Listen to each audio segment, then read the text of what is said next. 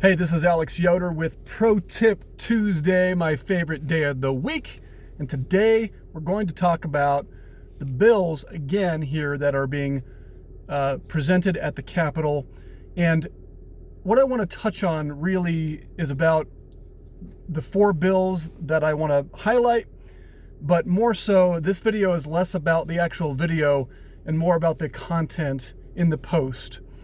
What I'm providing is a write-up that we received from a senator who basically explained how we can best influence these bills to bring about some positive change or to kind of make an impact for our industry as landlords.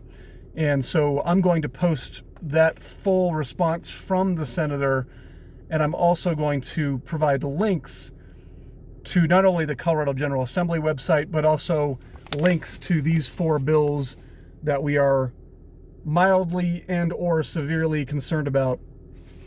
Let me just do a quick once-over on these 4 bills so that everyone knows kind of the reason that landlords are or should be concerned about the wording in them. So I'm going to go through the 4 bills very quickly here. First of all, we have House Bill 20-1141. This is the bill that I talked about last week, which talks about controlling what fees landlords can charge to tenants. And it talks about how much you can charge on your late fee, when you can charge your late fee, which would be not until the 15th of the month. But more concerningly, it basically says that landlords cannot charge any fees other than a late fee and the rent. That's a big problem. A couple of good examples provided in that last video were lease break fees.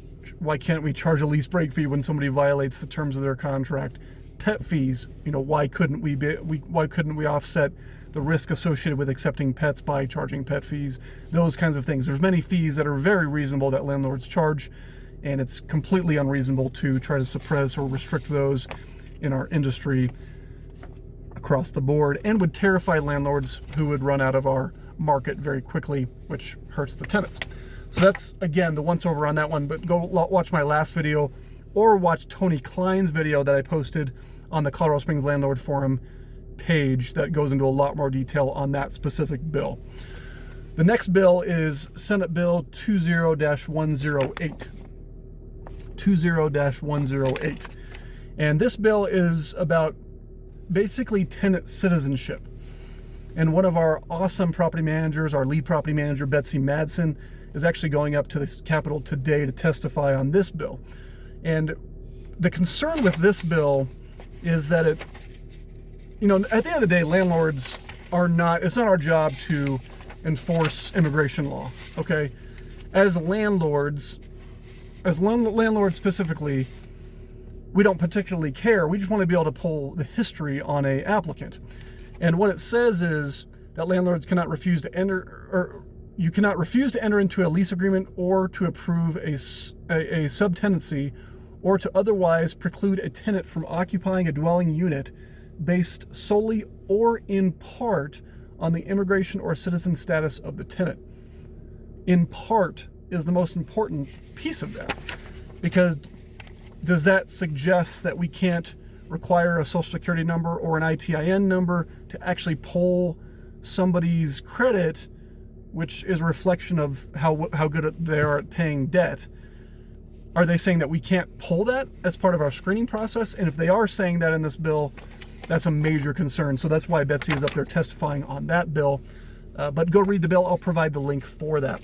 The third bill here is House Bill 20-1134. 20-11. I don't know if you're going to get that. Yeah. 20-1134. And this bill is all about forcible entry and detainer, basically an eviction, and it's about appeals. Now, we actually had a meeting on Friday with Ken Davidson, one of the attorneys that we use here in Colorado Springs, and he said the reason that he's concerned about this bill is that it allows folks to appeal a judgment against them for an eviction. So, however, it does say that they have to be current with their rent and have to remain current with their rent. So really, he was saying that pertains primarily to evictions for reasons other than rent. But the example that he gave was, let's say that you have a tenant and they're violating the HOA rules and regulations, and the HOA is fining, $50 a week until that issue is resolved. And now they have a huge balance, and now you're evicting them because they haven't paid that balance. They could appeal that eviction, and even though they're paying their rent, there's still a large balance due for those other violations. And those appeals can draw out the eviction process like 6 months, 8 months.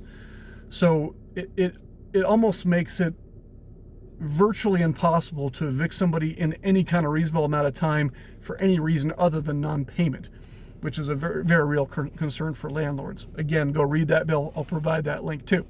The last bill here, the fourth bill, is House Bill 20-1009. 20-1009.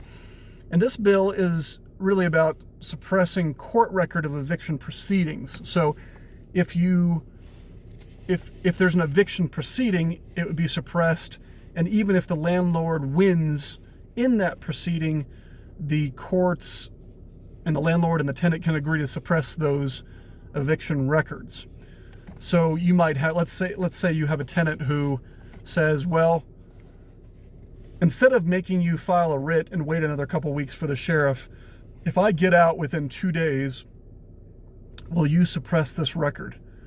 And most of us would agree to that, right? So it gives tenants real leverage to say, well, if I do this, then you can suppress those records, which makes it very difficult for landlords to actually get, to future landlords to get eviction records to appropriately consider the risk that they're taking when they're approving a tenant.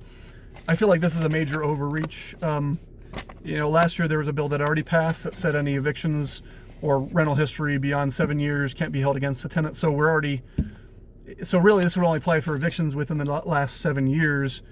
And if somebody has been evicted within the last couple of years, I feel like we should be able to see those records and make those decisions as individuals or as a company. So again, those are the 4 bills I wanted to highlight. And again, I'm going to provide the language from the senator on how we can fight these bills and links to each of them. So hopefully this was helpful for you. Again, Alex Yoder, Dorman Real Estate Management Pro Tip Tuesday. If you're not already a member of the Colorado Springs Landlord Forum, we would invite you to join. A lot of good dialogue, a lot of information about what's going on in our industry and how you can position yourself for success. So thank you so much for tuning in. We will see you next week. Goodbye.